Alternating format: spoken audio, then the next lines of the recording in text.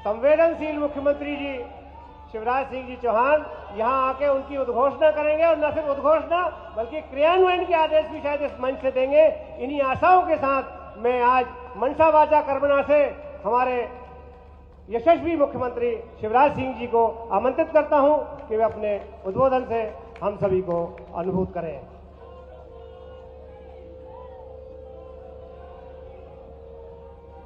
बोलिए भगवान परशुराम की, भगवान परशुराम की, ब्रह्म समाज की। कार्यक्रम में विराजे सभी विद्वानों की, साधु संतों की, बहनों भाइयों की, भांजे भांजियों की। मंच पर विराजमान भारतीय जनता पार्टी के प्रदेश के अध्यक्ष और संकेत में कुछ कह रहे थे। अब हमारे तो प्रदेश के अध्यक्ष भी ब्राह्मण हैं और राष्ट्रीय अध्यक्ष भी ब्राह्मण हैं और जिलाध्यक्ष भी ब्राह्मण हैं। आदरणीय श्रीमान बीडी शर्मा जी, हमारे अत्यंत स्नेही। पार्टी अलग हो सकती है, दल अलग हो सकते हैं, लेकिन जिनका मैं दिल से सम्मान करता हूं और वर्षों से उनके साथ छात्र राजनीति के जमाने से साथ काम किया है, आदरणीय श्रीमान सुरेश पचौरी जी, हमारे बुंदेलखंड के शेर, आपके कुल के गौरव पंडित श्री गोपाल भार्गव जी,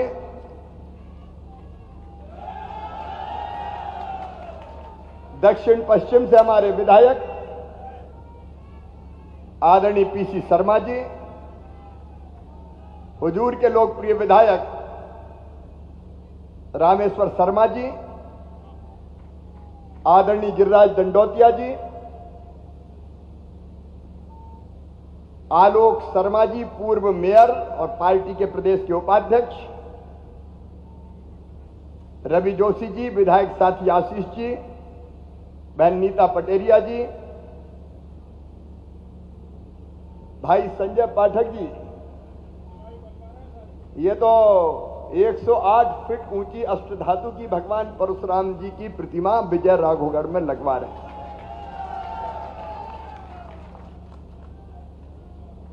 जयप्रकाश पालीवाल जी, पंडित गौरी शंकर शर्मा जी, जय हो महाराज। पंडित पुष्पेंद्र मिश्रा जी,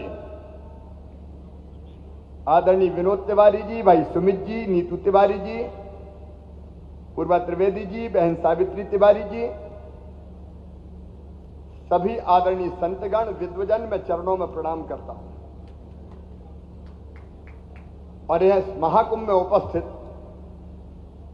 सभी बहनों भाइयों देवियों सज्जनों, सबसे पहले मैं आपको, इस समाज गंगा को दोनों हाथ जोड़ के और शीश झुका के प्रणाम करता हूं।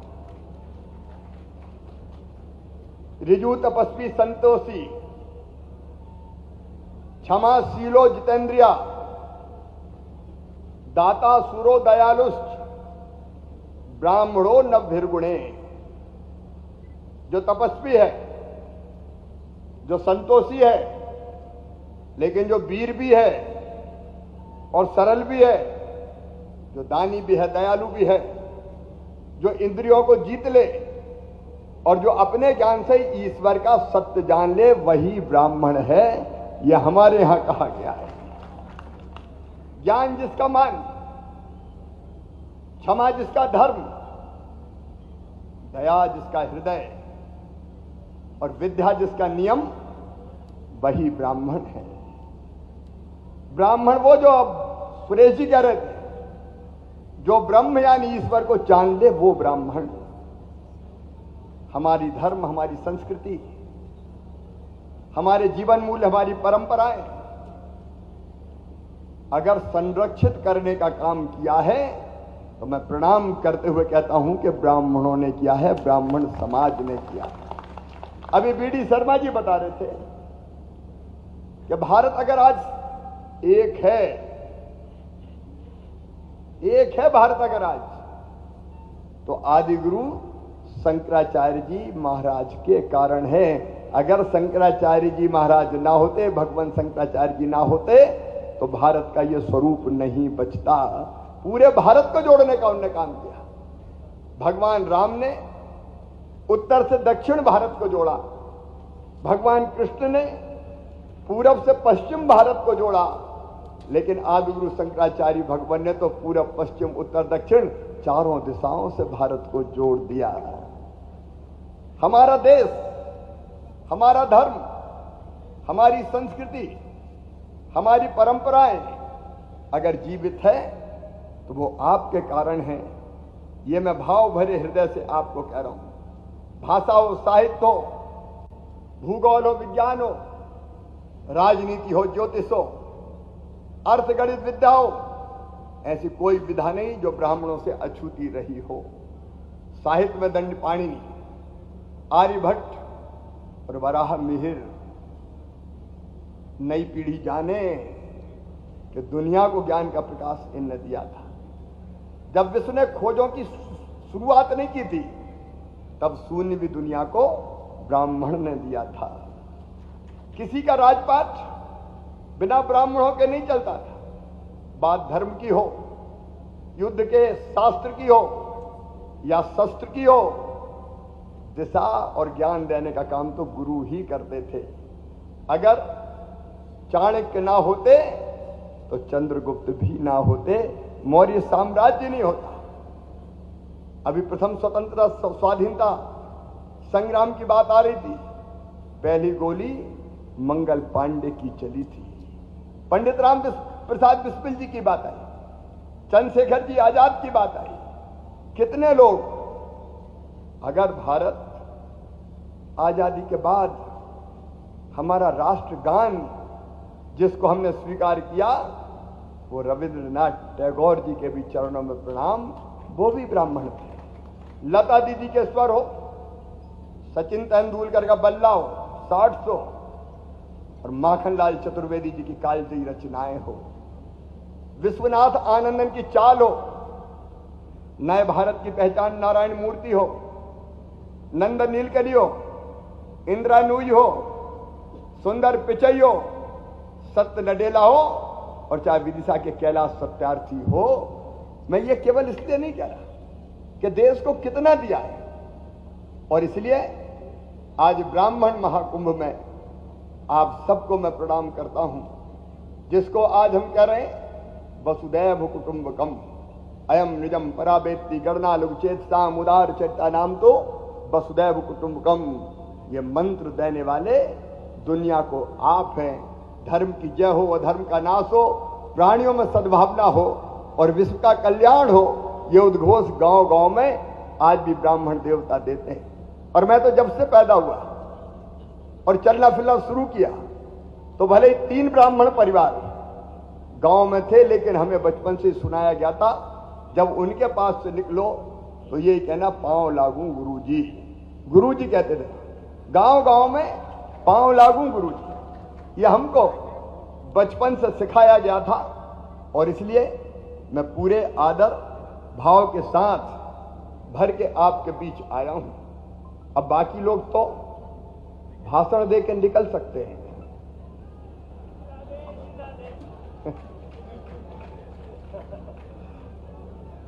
लेकिन जैसे सब समाजों को आगे बढ़ने का हक है, ब्राह्मण समाज भी अपनी बुद्धि के बल पर हम बहुत आगे, इसमें कोई दो मत नहीं, कोई तुलना नहीं। लेकिन व्यवस्थाओं के बल पर भी हमारे जायज हक हमको मिलने चाहिए, ये मैं हृदय से स्वीकार करता हूं। और इसलिए इस साल मेरा यह बीडी शर्मा जी तीसरा कार्यक्रम है। सुरेश भैया भी थे, शायद पीसी शर्मा जी भी थे। भगवान परशुराम जी की जयंती हमने पिछले साल भी मनाई थी, इस साल भी मनाई, और हमने तय किया भगवान परशुराम जयंती के दिन शासकीय अवकाश रहेगा, ताकि पूरे श्रद्धा भाव से हम भगवान परशुराम की जयंती मना सके। अब वहां भी चर्चा हुई, मुझे कहते हुए संतोष है, मैं कोई महिमा मंडित नहीं कर रहा कि जाना पाओ।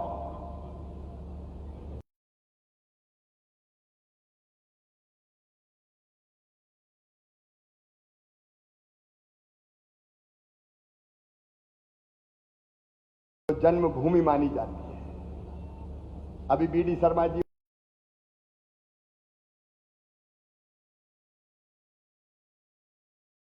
और हम दोनों गए थे साथ। भगवान परशुराम जी का मंदिर भी बना, निर्माण के विकास की ये मैं कोई इसलिए नहीं कह रहा कि मुझे जताना है, लेकिन वो स्थान दिव्य और भव्य बने। कई चीजें वहां बन चुकी है और आगे भी कोई कसर नहीं छोड़ेंगे। अलौकिक स्थान है जहां भगवान परशुराम ने जहां भगवान परशुराम जी का प्रकाश हुआ, जहां वो अवतरित हुए, क्योंकि वो तो हमारे अवतार है। और इसलिए वो स्थान कैसे विकसित हो, इसका में निरंतर हम लोग लगे हुए हैं।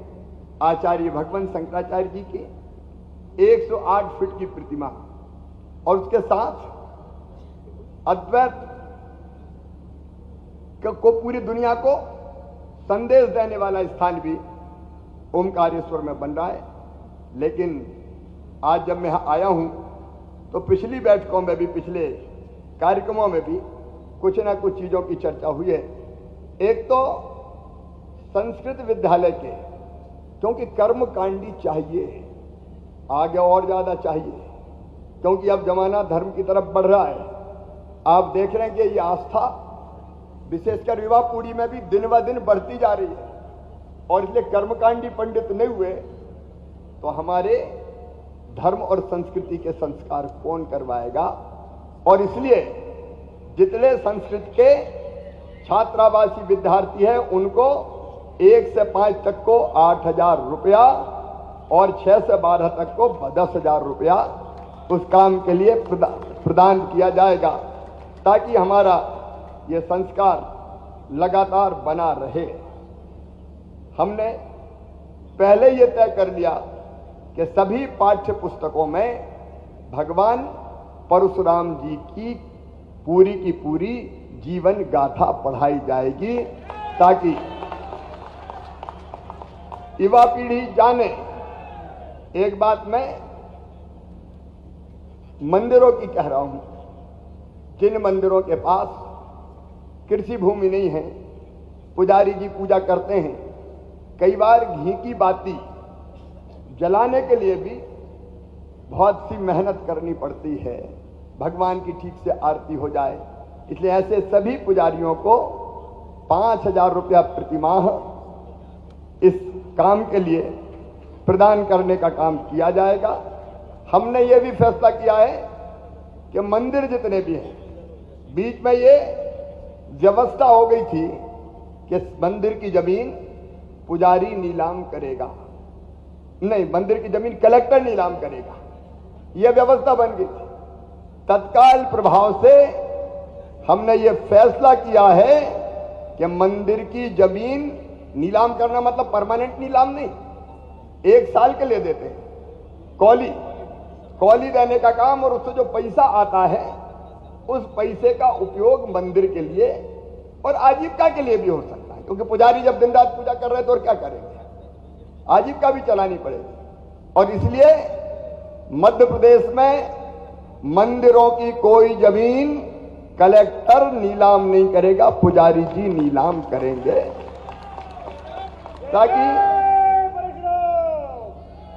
ताकि ठीक से मंदिरों की व्यवस्था भी हो सके और जीवन यापन के लिए भी जितना जरूरी है कम से कम उतना तो हमारे पुजारी जी के पास हो।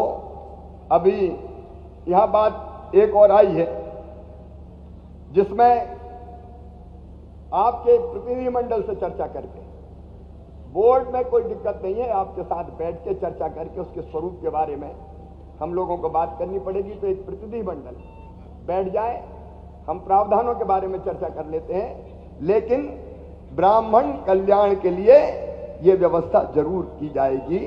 उसके स्वरूप के बारे में आपसे बात करके मैं तय करूंगा। साथ ही आपने आदरणीय बीडी शर्मा जी ने भी जरा ताकत के साथ कहा है और उन्हें यह कहा है, यह सच है कि शिक्षा की व्यवस्था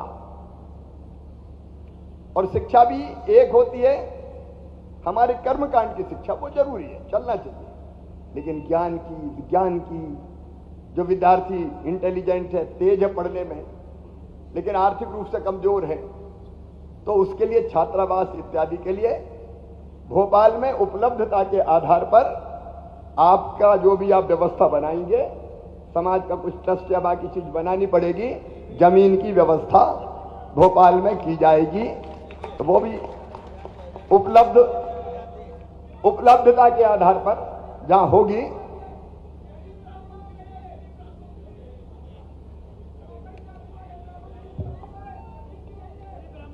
अच्छा, गरीब ब्राह्मणों के लिए भी मामा है, आप काहे को चिंता करते हैं कुछ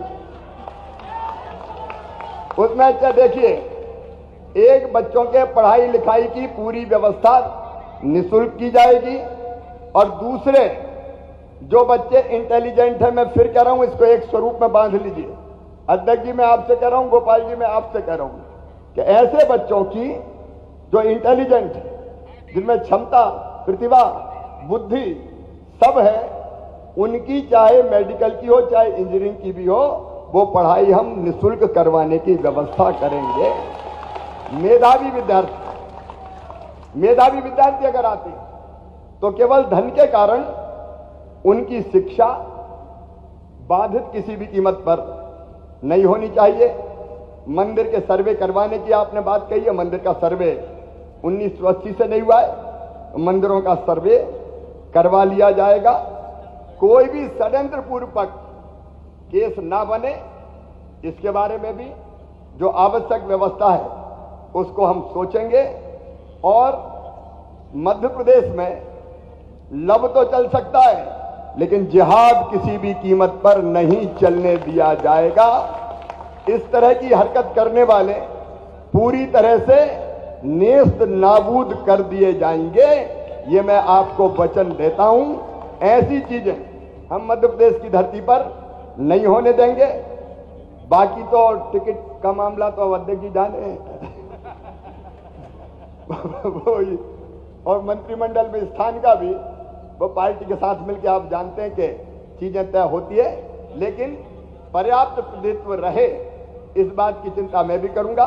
एक बार फिर दोनों हाथ जोड़ के शीश झुका के आपको प्रणाम करता हूं। मेरे साथ एक बार फिर आप बोलिए, भारत माता की, और जोर से, भारत माता की, भगवान परशुराम की, भगवान परशुराम की, ब्राह्मण समाज की, धर्म की, अधर्म का, प्राणियों में विश्व का, गौ माता की, भारत माता की, हर हर महादेव। बहुत बहुत धन्यवाद माननीय मुख्यमंत्री जी। मैं कार्यक्रम के संयोजक पुष्पेंद्र मिश्र से आग्रह करूंगा कि वे आभार प्रदर्शन करें। उसके बाद भोजन की व्यवस्था है, सभी विप्रजन भोजन करके ही प्रस्थान करेंगे। माननीय मुख्यमंत्री जी, आपने हम सबको समय दिया, इस हेतु बहुत बहुत धन्यवाद। यहाँ पर उपस्थित सभी अतिथियों का बहुत बहुत धन्यवाद। और आप सभी को प्रतीक चिन्ह के रूप में फरसा भेंट किया गया है। माननीय मुख्य अतिथि महोदय, सभी लोग ये फरसा अपने साथ लेके जाएंगे। यहाँ पर विराजित देश और प्रदेश से आए हुए प्रदेश अध्यक्ष, राष्ट्रीय अध्यक्ष व उनके साथ उनका प्रतिनिधिमंडल, जो कि इतनी मेहनत करके अपने साथ अपने प्रतिनिधिमंडल को लेके आया है, उन सब का साष्टांग प्रणाम करता हूं। मातृशक्तियां लगातार 2-2, 3-3 दिन से